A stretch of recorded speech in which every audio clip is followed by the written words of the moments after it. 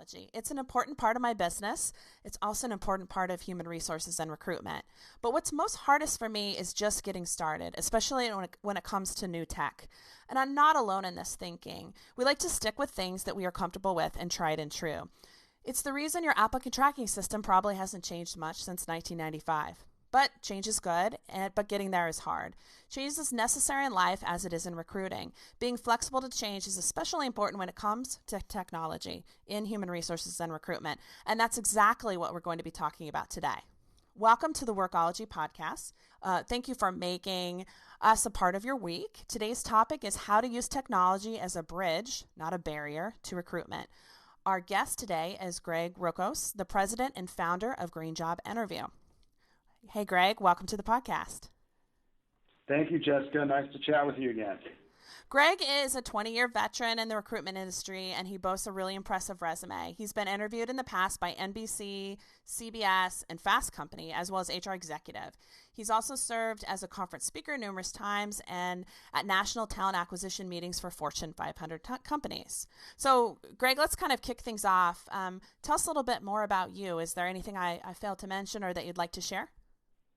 Yeah, so I think it's important, my background, I started in physician search and executive search way back when in 1991, and it was before we even had a computer. It was, I remember the big filing cabinet at the back of the office, grabbing a file and jumping on the phone. So I sat in the recruiter chair, did executive search and physician search for a little over 20 years. And launched Green Job Interview back in 2008 as kind of a response to just seeing how inefficient the process was for both job seekers and hiring organizations to get together in a face-to-face setting for that initial meeting. You're one of the few HR technology company founders that has a recruiting background, so I think that's a really important thing to mention, and great for the industry. I think we need more of guys and gals like you. Yeah, it's nice when we work with organizations. It's nice to sit on the same side of the table as our clients, and we've been fortunate. You know, we partnered with some very bright technology folks that we were able to share our vision with, and they built some really robust technology to help with the recruiter workflow. And not to be said that it can't work the other way, right? The technology folks can't build something and then find a vertical for it, but we do think it puts us in a nice spot that, and not just me, but the core of our company comes from a recruiting background. Being a practitioner, former practitioner myself, I think there's something really special about having been in the industry, having sat behind the desk, smiled and dialed, and made a hire. It's just a great feeling, I think. Yeah, I loved it, and so when you make a good connection and help someone make a great career move or help an organization find a great team member, it's rewarding. So I'm with you. Well, let's talk a little bit more about Green Job Interview. We talked about how you founded it and your background, but what's the industry like right now, and what makes Green Job Interview unique? Yeah, so take the first part of the question. You know, we've been at this, us along with a couple other folks in the space, really kind of helped create the category. And I remember, we were talking about it just earlier, I remember standing in front of our booth in Hollywood, Florida at an ERE conference in October 2008. You know, the financial world was collapsing around us, and organizations were having to go through some massive, brutal layoffs, and the economy tanked, and we were wondering if we were still going to have the same system with banking and Wall Street and home loans. All that was going on, and there we were in front of our booth with an interviewing software with a computer and a webcam, and talent acquisition leaders from companies walking by our booth looking at us like we had three heads. So it was, we believed in what we were doing. We did feel like it was a better way. It was a more efficient way and a more effective way.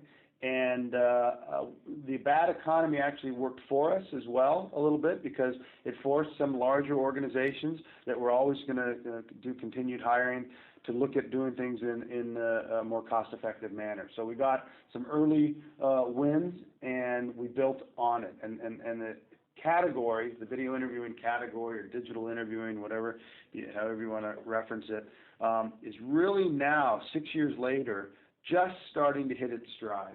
You hear about the expression, the tipping point, and I really believe we are finally there with these kind of technologies. Organizations are realizing that the status quo, doing things the way that we've been doing them for several decades, just isn't effective enough anymore. So it's been a great ride. It's fun to see 6 years worth of hard work finally starting to become the norm as opposed to just a novelty. Well, you have literally been there from the beginning, and so no one, I think, knows more about barriers to technology than I would say you and the guys and gals over at Green Job Interview, because you're introducing a new platform that's completely foreign to a complete industry. So let's talk about maybe some barriers that you encountered as you were getting started. What are some barriers to technology in the recruiting industry? Sure. So I think, when I think barriers to technology, I sort of think about it in two ways. One is, the barriers to getting an organization and getting people in the organization to be able to use that technology. And that can be budget, that can be status quo, that can be just, a resistance from various constituents within the organization, whoever they may be. But then the other way I think about barriers to technology is making sure that once you embrace and once you start utilizing the technology, that doesn't become a barrier to the ultimate goal, which is finding the best talent for your organization in a cost and time effective manner, right? And keeping them and creating an organization where you keep that talent.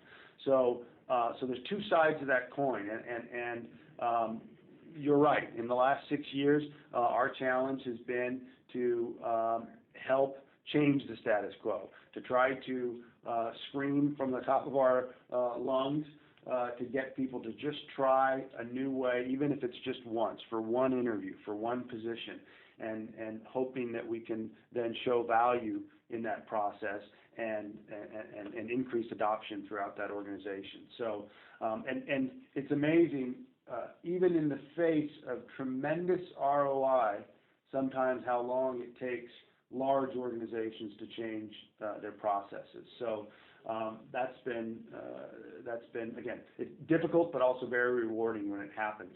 And then again, that flip side of making sure that recruiters at the very human level use these technologies, whatever they may be, whether it's an applicant tracking system or a job board or a video interviewing platform, make sure that they're not losing focus on what the core of their job is, and use those technologies to help them do the things that are really important, like understand the role that they're recruiting for and the nuances to it, establishing credibility and rapport instantly with candidates, and being able to have the empathy to really understand what that candidate is looking for, so that you can help steer them in the right direction and help put them in the right place. And again, all these different technologies, if not used properly, they're not going to do that job for you. They can help you do it more efficiently, but the focus still has to be on the core of what it means to be a recruiter. I like what you're saying here, that the technology in recruiting or hiring should elevate your current efforts. It shouldn't keep you away from the things that we know that we're doing best, or alienate. So elevate, not alienate. It's still a human interaction where we're engaging candidates, we're taking care of our hiring managers, and we're filling positions with the best talent that we can find. Absolutely. You said something earlier talking about that maybe your applicant tracking system hasn't changed since 1995, and it's a good example of a recruiter would be remiss in thinking, we have an applicant tracking system now, we don't have to follow up with candidates and give them some feedback after they've applied or even interviewed with us. So it's a good example. You want to make sure you use that system to make sure that you're communicating with those candidates and delivering the message, whatever the message may be, even if it's that they're not going to be considered further for the position, as opposed to just thinking we bought this big piece of software now, we don't have to do those basic things. So. Let's walk through maybe some barriers to technology. I know you touched on this a little bit, but let's think for a moment that you're back in the recruiter seat and you're talking to your maybe CEO or senior leadership about adding maybe video interviewing or other recruitment technology to your kind of recruiting toolbox. What are some barriers that these recruiters might expect to encounter, and then how can they overcome those? Sure. So I think one of the key barriers, goes to the very DNA of how human resources and talent acquisition departments or functions have evolved. When I was doing executive search back in the 90s and even into the 2000s, and for those folks listening that remember, the big catchphrase was trying to, does HR have a seat at the table, right? Does HR have a seat at the C-suite? And oftentimes it didn't. So the evolution of HR and then talent acquisition within it, oftentimes in many organizations, it was the type of function that served the business unit and would provide a cafeteria plan, for lack of a better term, of services and technologies. And the message was, we have these available should you choose to consider them.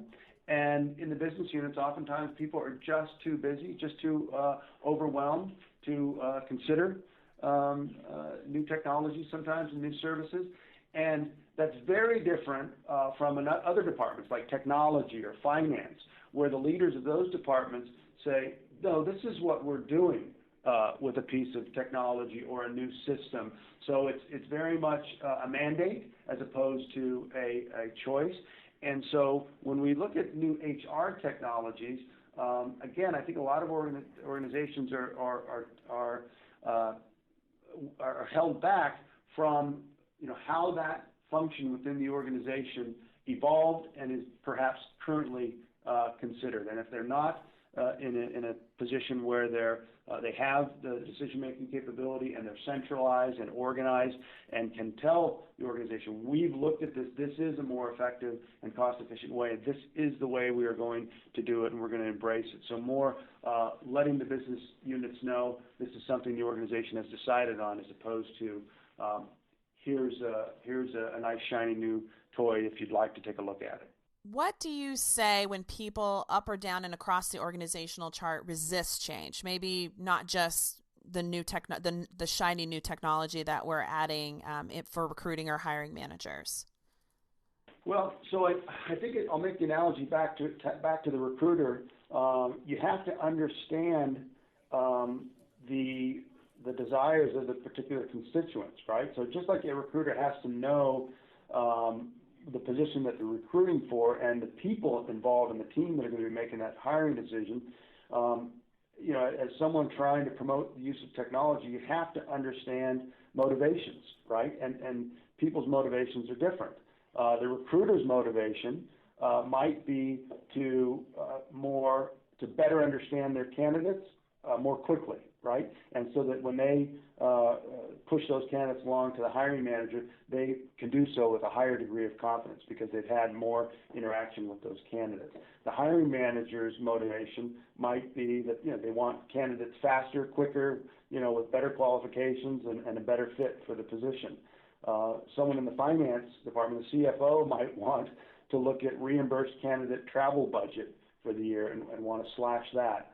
And so really understanding the motivations of the folks involved is going to help you, understand where to push and what benefits to highlight, because they are different for different folks. I think that's an important point to consider, is that the motivation behind adding a video interviewing technology or any technology for your recruiting department is completely unique to the community or group of people that you're speaking with. And that's an important thing to consider as you're building your case to add a new technology for your organization. Absolutely. And I've sat down with organizations. We've been fortunate enough to work with a lot of great companies over the last 6 years. And I've talked with organizations that want to reduce the number of interviews that it takes to make a hire, reduce travel costs. I've seen organizations that are interested in contributing to the overall sustainability objectives of the organization by keeping people off planes. And then I've had the opposite. I've had companies say that they want to increase the number of interviews that they have with people before they make a hire because of the belief that that's going to lead to a better selection process and a longer-term fit. So it's definitely not a catch-all answer for all. Another example just came up of a client that I've spoken with recently that has an objective, has a goal of 0 days to hire. So developing talent communities in advance of the position even being available. So you've got to understand the motivations, what the goals are of your client, and then where, if at all, do these technologies fit in. And most likely, they're not going to fit in everywhere. There's also different levels of hire within an organization, right? Your campus recruiting folks aren't going to have the same interests and desires as the folks that are handling the executive recruiting function for your organization. So it's not a one-size-fit-all, regardless of whatever technology you're talking about. Well, let's take a little bit of a reset. This is Jessica Miller-Merrill, and you're listening to the Workology podcast powered by Blogging for Jobs. Today's topic is how to use technology as a bridge, not a barrier, to recruitment with Greg Rokos of Green Job Interview. You can connect with Greg on Twitter at Greg Rokos, GREGROKOS. So let's keep the conversation going here. Let's talk a little bit about practical solutions technology recruitment can offer companies. For example, 22% of employee turnover rates occur within the first 45 days of employment. That's not uncommon. It's still high. Do you think technology can help reduce those numbers? Well, sure. Yeah, sure they can. I mean, I'll use a extreme example. No one today questions whether a telephone screen is better than communicating by written letter through the U.S. mail, right? It's not something you're going to get much pushback on. But people are still discussing should a live video conference replace flying all candidates in or having them travel, whether they fly or not, to come in to see you in a face-to-face. So certainly technology can help with determining fit, oftentimes, which is I know that's sort of a nebulous term and hard to figure out. But look, if you can communicate more often with someone because you're removing some of the barriers that lead to that communication, specifically geography and time, then the likely result is that more communication will help both parties, the job seeker and the hiring organization, gather more information and determine whether that's an appropriate fit. So, if you can, again, whether it's whatever technology you use, not just video interviewing, if you can have more interaction, more data points, and again, it's very much a two-way street. I want to focus on that the candidate is gathering a lot of information and can gather a lot of information using technology too, right? Glassdoor comes to mind. So both sides of that hiring coin, the more data points, the more information they can gather, we're making the leap, and I don't think it's too big of a leap, to think that they'll be making more informed, better decisions, and therefore better fit, lower turnover.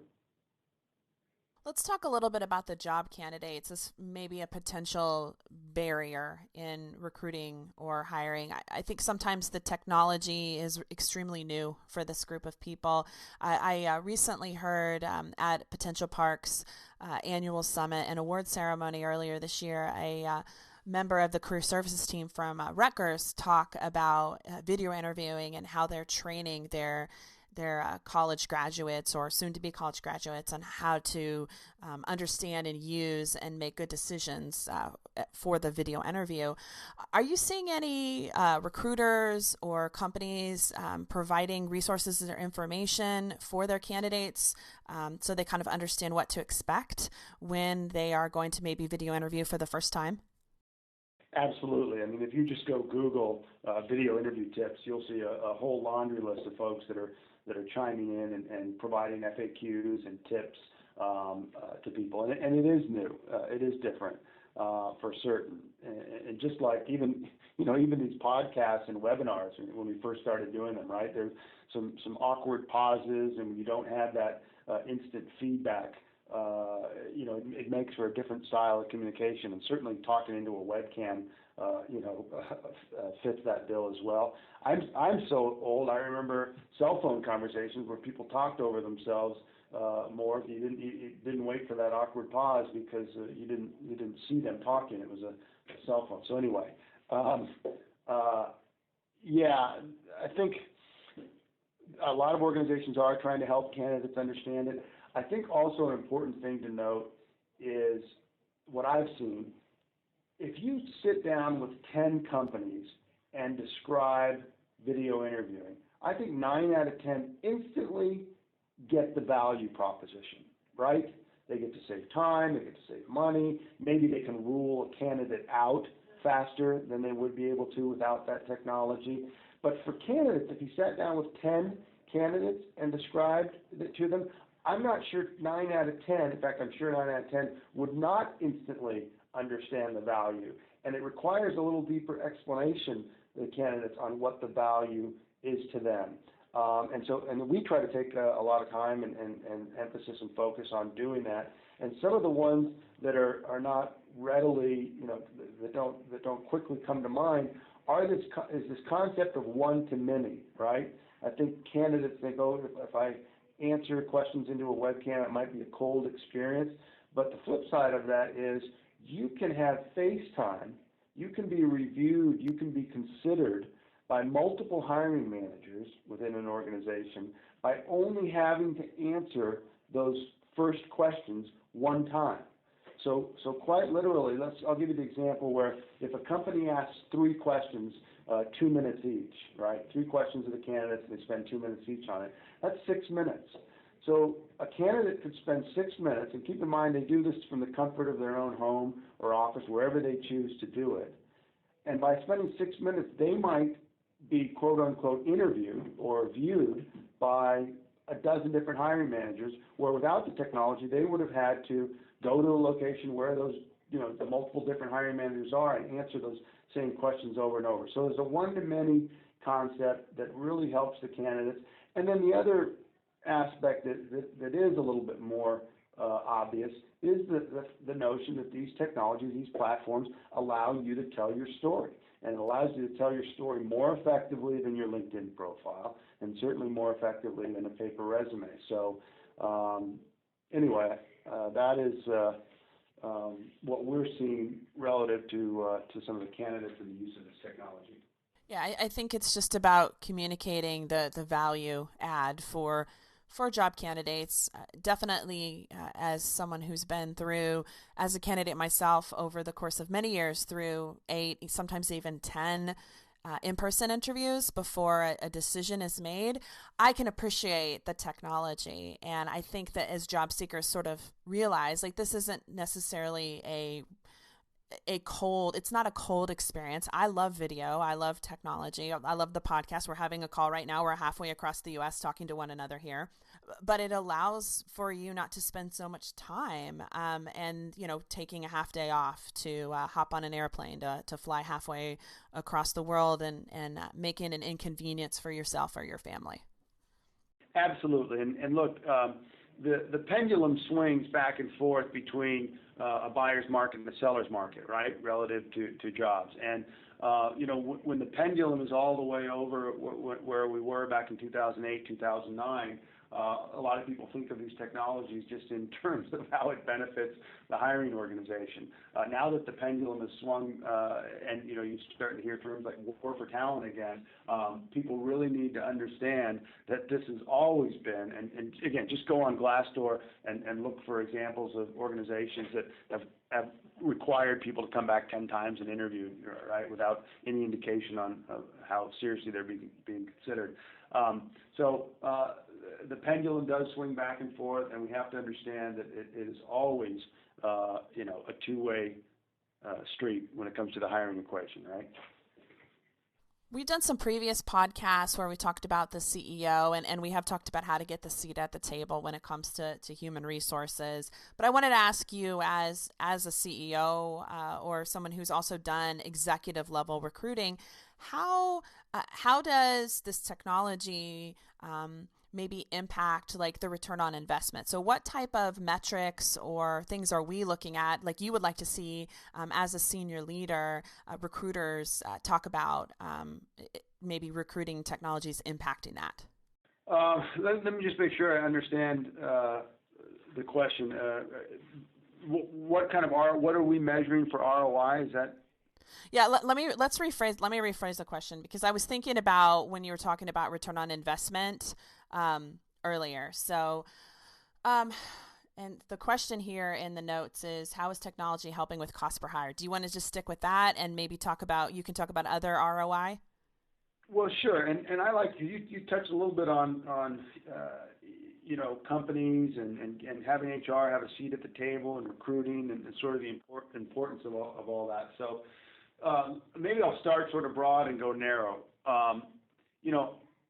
It's hard to find a company these days that won't tell you, when you ask the question, what is your most important asset, that won't tell you their people, right? So if you've got a company that doesn't have HR or recruiting, highly elevated with a seat at the table and absolutely key to their business, then there's obviously a huge disconnect there, and you question how sincere they are about considering talent their most valuable asset. So I'll start there. And unfortunately, you still do. You still see organizations where recruiting is considered just a cost, right, an expense, and you hear recruiting folks complain that they're the last to get money when the budgets are increasing and the first to get cut when it's decreasing. Look, the ROI for some of these technologies, and I won't focus on video interviewing. I think HR technologies across the board, right? If you're an organization that feels people are your most valuable asset, then you should be looking at ways to find the best talent, right?